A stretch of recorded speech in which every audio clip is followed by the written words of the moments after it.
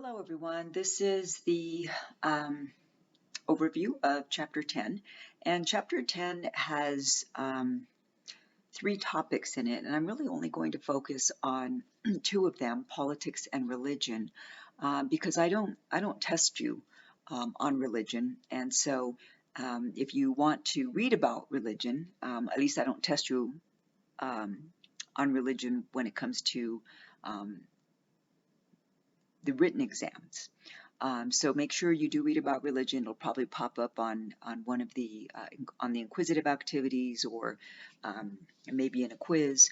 But I don't test you on religion in any of the midterms or the final exam. So I'm going to primarily focus on politics and education. So let's go ahead and get started. Let's see, here we go. All right, so first off, we need a definition of social institutions. And social institutions, let me adjust that bit. Okay. Social institutions are systems or structures that shape the activities of a society. Okay. And so when we think about social institutions, we're thinking about them conceptually, that is more abstractly than when we're thinking about a store that we like to go into, I don't know, Starbucks or Target or whatever. That's not considered to be a social institution, but things such as educational systems, political systems, governments, those are considered to be social institutions because those structures shape the way that we live our lives as whole societies or even on a smaller scale at a local level, school boards or city councils, etc. So politics, religion, and education are three examples of social institutions. Okay, again, you can't visit religion, but there are religious institutions that we maybe are part of. So Catholicism is a religious institution, Islam or Judaism, etc. Now, we go to places when it comes to religion, we go to places where the religion is practiced, but it's not that we're going to Catholicism. Catholicism is the more abstract idea. Okay, so I hope that makes sense. Let me see if I can move this up a bit. And I always have trouble with that. Let me put it all the way up here. All right, so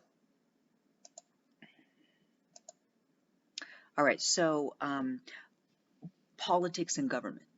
These are often used interchangeably, these terms, but they are not interchangeable. So politics, I want you to think of it as the way in which we elect people to actually serve in government. Okay, so for example, we have a local level political system, and so that's the way in which you elect your city council members, your school board members, your board of trustees, if there's a college in your, a public college in your city, etc. Government, on the other hand, is the actual organized structure that has the power to make laws that, at least in theory, make people's lives better. And to a certain extent, yes, they do control us. So there's local government. So your city council is an example of government. And the election system in your city by which you elect people to be in that local government is the politics. Okay, so political system is the way in which we elect people to serve in government. All right, now we've talked before about power and authority. And power, as a refresher, is the ability to get other people to do what you want them to do. Authority, on the other hand, is non-coercive, and it's legitimate. It's viewed as legitimate power by those over whom it is being exercised. Okay, so if the well, not everybody agrees on this. I guess that's why Governor Newsom is getting recalled this fall. But if the governor says, I'm closing down schools and everybody's got to wear masks wherever they go, most people viewed that as authority, not coercion. Again, not everybody agreed on that, but that's my example. So let's quickly take a look at, well, actually, because I want to, no, hold on. All right, one more. Let's get to this idea of who really rules the United States. And I want you to consider that we call the United States a democracy, right? We are not a direct democracy. We're a republican democracy. So that means we have a republic, that is this government, and we elect people to serve in the government. That's a republican democracy or a republic. Direct democracy is more, hey, there's one person, one vote, and we do that at the local level, but at the national level, as you all know, we don't. That's when the Electoral College comes into play. All right, so let's think about who really controls or who really rules the United States. There are lots of different ideas about this, but we're going to focus on the two that are most, well, and I'm going to add a third one, but the three that are probably the most widely discussed as being the source of power or rule in the United States. So the first one is pluralism. And pluralism is a system of power, political power, in which there are all these different groups within society, and all of them have some power. And so the argument from a pluralist perspective is that because there are so many centers of power, so many groups with power and individuals with power, and if we're thinking about the United States as we're talking about, individuals with power would be all of you with your vote, because we have power too. It's the vote. And then, of course, all those political groups, as well as nonprofit organizations, etc. There are all these groups and individuals who have power. Therefore, the argument goes, there's no way that it's possible for one or even a small handful of groups or individuals to have all the power. Okay, it's just so widely dispersed in the United States power that no one or no small group of individuals can have it all. Okay, so that's the idea of pluralism, and it makes some sense. If you look at the United States, we have 3 branches of government. And at least in theory, for 2 of those branches, as long as you are a legal resident of the United States, you can run for office, Congress, Senate. If you're not a natural-born U.S. citizen, of course, you can't run for president. But if you are a natural-born citizen, then you can run for president, right? There are no restrictions. Well, in the Constitution, you got to be at least 35 to run for president, and 30 to be in the Senate or the House of Representatives. But other than that, there aren't any restrictions. It doesn't matter how much money you have or don't have, etc. Anybody can serve in one of those branches of government. Now, of course, from a conflict perspective, which I will get to, we all know that's not true. It takes a lot of money to run for any office, particularly at the national level, but also at the state level too. To run for governor or lieutenant governor, to run for state senator, assembly person, to represent a certain district in California, it takes money. Now, most people don't have the money that it takes, so of course they have to raise the money, which means that you got to get people to like you enough to want to give you money, to believe in what you're saying enough to give you money. So that's pluralism. Widely dispersed, lots of different groups have it. We all have it as individuals, and then of course, as I said, you can think about the Sierra Club and the ACLU and ARP, which is the Association for Retired People, something like that. And oh geez, what else? I'm trying to think of all these other groups that have power, because they do. You know, a lot of companies have power. The tobacco industry, the gun industry, they have power. You know, all these different groups. So there's no way that one group or even a small number of groups or a small number of people could have all the power. That's pluralism. Now, you might remember the name C. Wright Mills. He was from our first chapter, Sociological Imagination. Well, it turns out C. Wright Mills had something to say as well about who really is controlling or ruling the United States.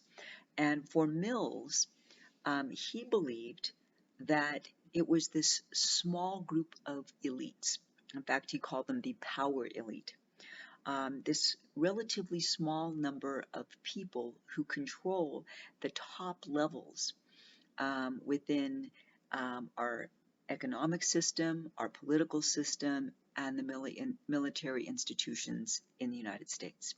So what Mills was arguing was this: the power elite were, of course, top levels of government. So the president, the vice president, and top level cabinet members. But as well, it was the Joint Chiefs of Staff. There are 5 branches of the military government, or of the military, and each of those branches has a head of that branch. And collectively, those 5 individuals are known as the Joint Chiefs of Staff. So those 5 people. And then Mills believed the CEOs of the largest grossing, most powerful corporations in the United States, maybe the top 5 or 6, that small group of people, they actually are the ones running society. Okay? That's what C. Wright Mills argued. Now, for an example of this, I'll say this sometimes seems to make sense as well, because if you think about it, the United States, you know, obviously we elect a president who has quite a bit of power, and that person appoints the people in the top administrative positions within his, because we haven't had her yet, within his cabinet. The 5 Joint Chiefs of Staff, they have a lot of power too, and they regularly confer with the president. For example, the Haitian president was killed a few days ago, and somebody in Haiti who claims to be the successor, although there's a duel there right now, has asked for the U.S. to send troops to Haiti. So, of course, the Joint Chiefs of Staff will be consulted by Biden and his top cabinet level individuals. I don't know if it'll happen, but of course there will be that consultation. And then if you think about some of the big corporations, the important corporations in the United States, things such as, well, and also part of the economic, so the Federal Reserve, as well as the Treasury Department, you know, all of those entities are on a regular basis consulting with one another and deciding what to do about whether or not to raise the interest rate, or whether or not to go to war, or to send troops, or to place an order with Boeing or McDonnell Douglas or whomever for more warheads or whatever else the military might need.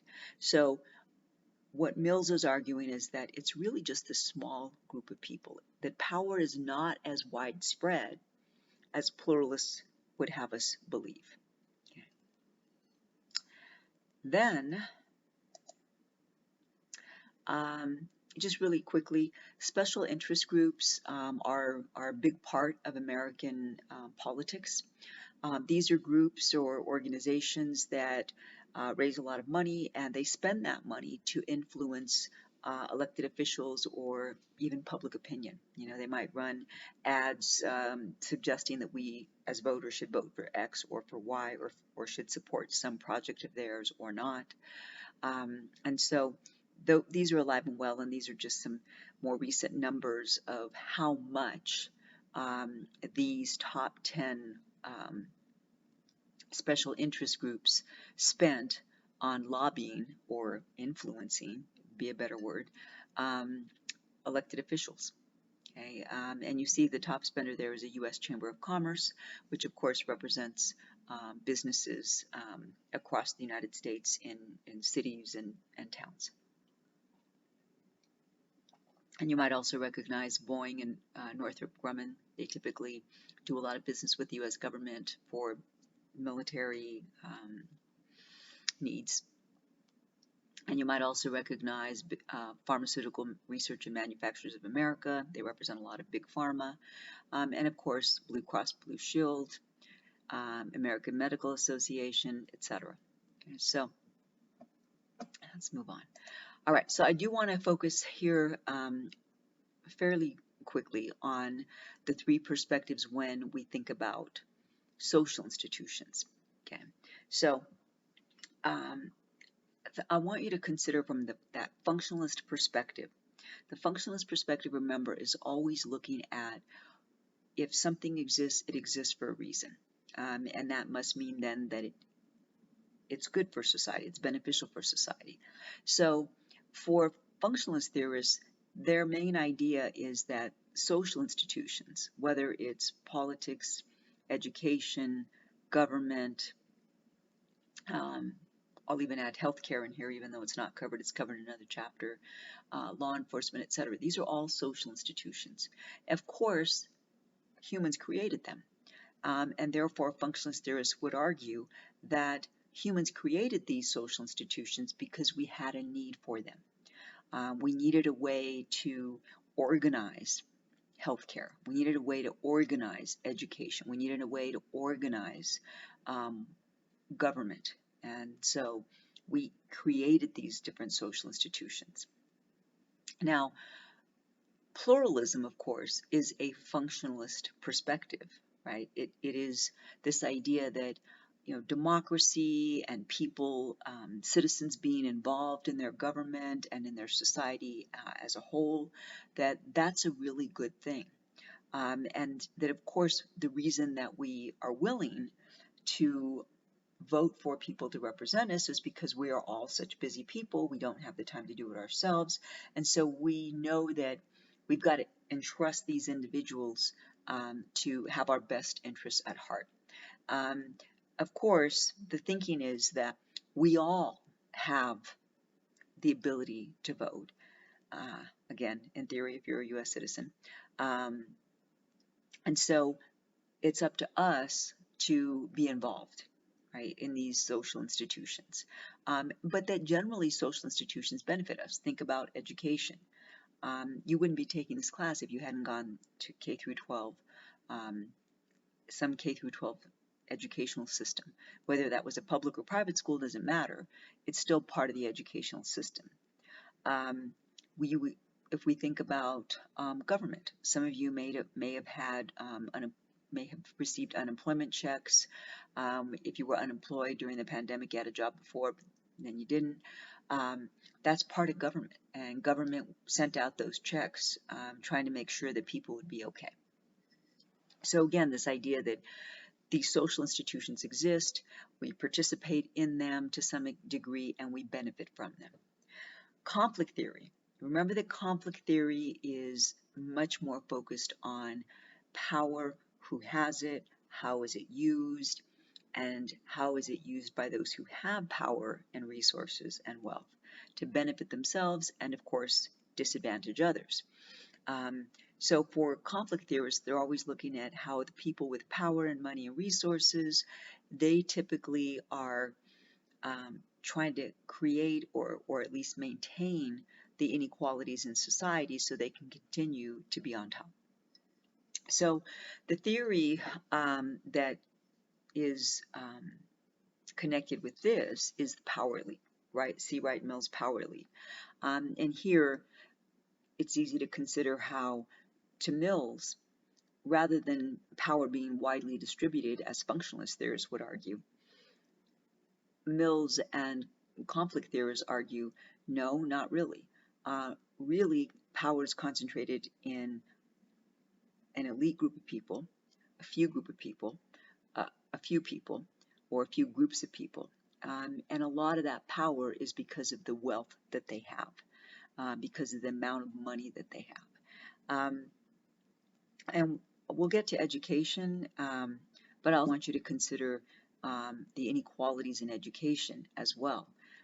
For conflict theorists, there are a lot of inequalities in education that enable people who have access to quality education to argue that education's free, anybody who wants to can get a good education, and yet that's not really true. Symbolic interactionism. Symbolic interactionism, remember, is very focused on how we perceive our social environment and those people in it. And so if we think about the social institutions around us, politics, education, religion, we either choose to be a part of those social institutions or not. And so depending upon whether we choose to be involved or not, we then have a particular experience, and we assign a particular meaning to that social institution. So I'll just quickly give this example because I think it highlights this fairly well. Even though I'm not going to talk about religion, I'll just use this as an example. I grew up in a family in which we kind of sort of practiced Catholicism. I would call us the convenient Catholics. We only went a couple times a year. I think it was Christmas and Palm Sunday, something like that. I went to catechism when I needed to make one of the sacraments. But other than that, we didn't really participate. And so as I got older, I became less and less a believer, and at some point, I don't even know how long now, at some point in my life, I became an atheist.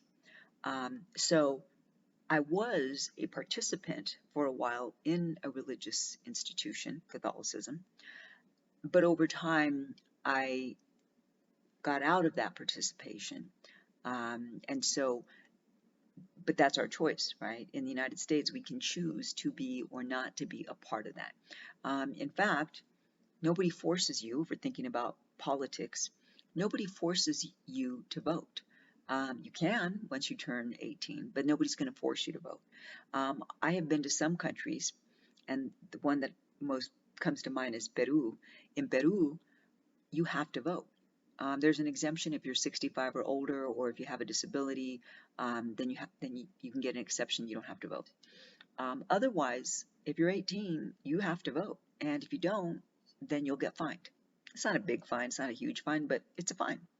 And so that's a country where they say, hey, you don't really have a choice in whether or not you participate. We're going to make you participate. Education isn't really a choice. In the United States, in all 50 states, you have to go to school. Even if your parents have to take you kicking and screaming, you've got to go to school until one of two things happen. Either you graduate, or according to your state, at a particular age, if your parents sign a piece of paper, you don't have to go anymore. And in California, that's 16. In some southern states, it's as low as 14. Okay, so we can participate or not.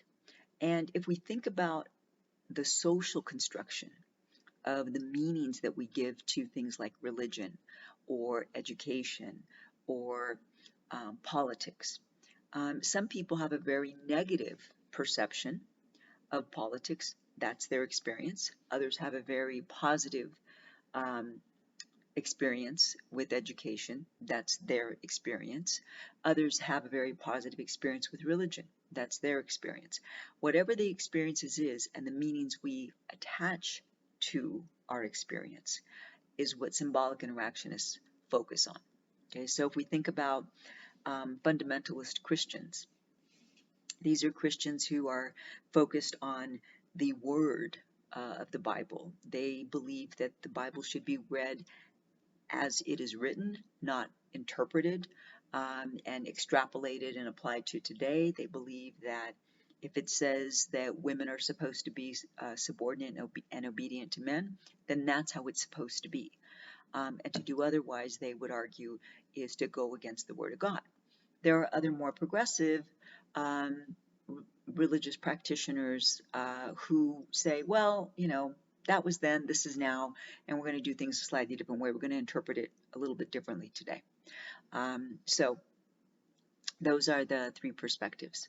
All right, so now, I want to get to education.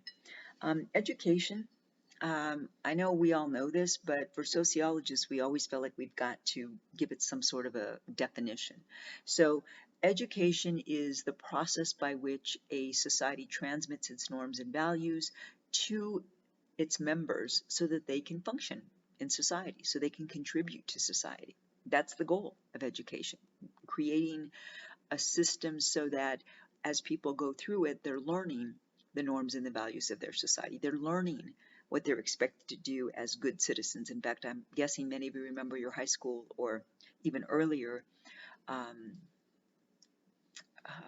grades when they were issued. There was a category that said citizenship, and most schools give either an E for excellent, an S for satisfactory, or U for unsatisfactory. And so what we're trying to do here is tell parents how well their children are accepting the norms and the values and how well they're learning how to become functioning and contributing members of society. That's what that ranking's about. It doesn't have anything to do with academics. It doesn't have anything to do with math or science or geography or English. It all has to do with how well is this child internalizing what society wants this child to do. So if you ever got a U, don't feel bad because you were just thinking for yourself, I think. All right, so remember functionalist theorists. Why would a society create an educational system? Well, for functionalist theorists, it's pretty darn clear. We want people to be able to function well on their own and also to be able to contribute to society. So we've got to give them some basic knowledge, what we used to call reading, writing, and arithmetic, so that once they leave their parents' homes, they can go out and get a job, they can maybe go to college, they can find a partner, get married, raise children of their own, and they'll be at least at a minimal level prepared to read their bank accounts and sign contracts and work at a job because they can read and write and do some basic math, right? That's the idea.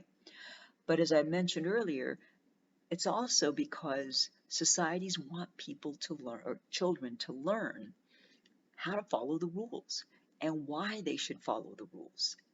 And so one of the huge things that we teach kids in K through 12 in the United States and in most countries is that you've got to respect authority. You've got to respect the principal, the teachers, even the person who's on yard duty. If it's not a teacher, it's somebody. A lot of schools just hire these people to come in during yard duty or lunch times. You've got to respect them. Why? Because the school says you have to. And if you don't, there are consequences. Also, we are socialized to be able to get along with others, right? At least in theory, hopefully, we learn social skills. We're learning how to get along with other people, particularly people who are different from ourselves. We're also learning how to be good workers. Because remember, schools start at a certain time and they end at a certain time. And every day is pretty much the same. At this time, you study English. At the next time, you study math. Then maybe you get a nutrition break. And then you come back and you study geography. And then you do study social studies. I don't know if they still teach that. And then maybe you have your lunch break and then PE. It's all very structured. And you only get to leave at a certain time. And you only get breaks at a certain time. You only get lunch at a certain time. Think about what kind of schedule most people who have jobs have. It's that kind, where you start at a certain time, you end at a certain time, there are breaks at certain times, lunch at a certain time. It's really, after 13 years, taught us to be okay with the schedule and sitting down for certain periods of time and working on tasks that somebody in authority tells us to do. It's preparing us to be good workers. We won't question it. Now, let me get...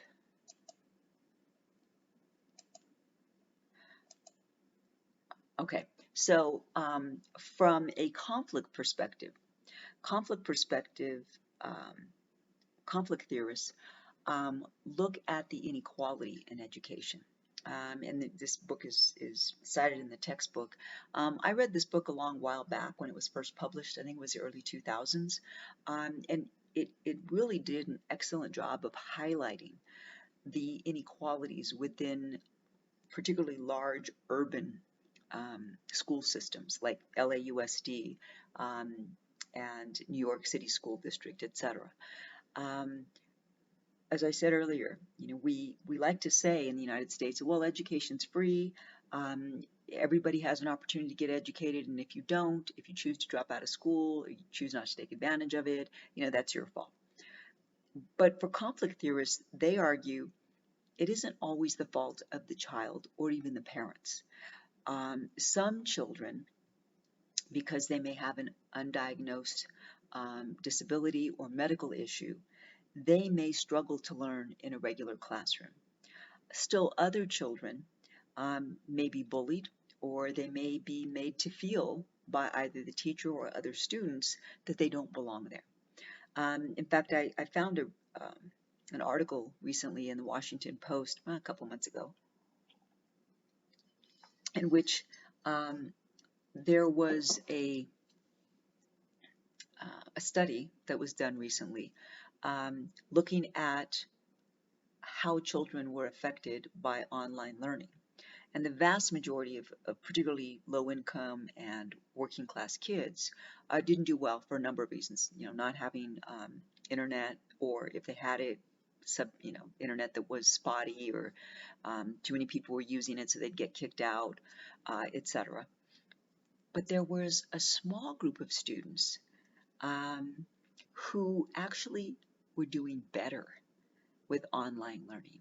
And these kids tended to be from middle-class families, but these were kids of color. And the researchers theorized that the reason for that was because these children of color didn't have to go to school and be bullied. They didn't have to deal with microaggressions. They didn't have to deal with questions or with people touching their hair just because they wanted to see how it felt. This small group of children actually did better, and the parents wanted them to continue doing distance learning. And so I think if you went to an LAUSD school, you're aware that in working class and low-income parts of LAUSD neighborhoods, education tends to be subpar. But if you live in a part of LA where it's middle class or above, then those schools tend to provide a fairly good education. And so even though it's the exact same school district, where you would hope, maybe even think, that the education would be equal, it's not. It is not at all. In low-income and working-class neighborhoods, the equipment tends to be older, meaning if there are computers or iPads, those tend to be older. Textbooks tend to be older. Classroom equipment tends to be older. Even things such as desks tend to be older. But in more affluent areas that LAUSD serves, those areas or those schools tend to have much better resources. So from a conflict perspective, why do we put up with this? Conflict theorists argue because the people who have power prefer it to be this way. If you really stop and think about it, we could make all schools really good. We could, but it would require that people in the wealthier communities acquiesce or be okay with taking some of the money from those wealthier parts of the school district and reallocating it to not as wealthy areas. But the people who live in those neighborhoods will never agree to that. because their argument is, look, we live in this neighborhood. We bought a house in this neighborhood because we wanted our kids to go to these schools. And we feel bad about those poor kids over there and across town in the other part of town who don't have the newer textbooks, the newer technology, etc. But that's not our fault. We bought our house over here and we want the money to stay in the schools where our children go to school. On a certain level, you can understand that argument. But I encourage you to watch. I posted a How Schools Are Funded video in the module for chapter 10, and I encourage you, it's brief, it's like 4 minutes, 5 minutes. I encourage you to take a look at it because most people don't realize how schools are funded and why schools in California are providing such very different levels of quality of education.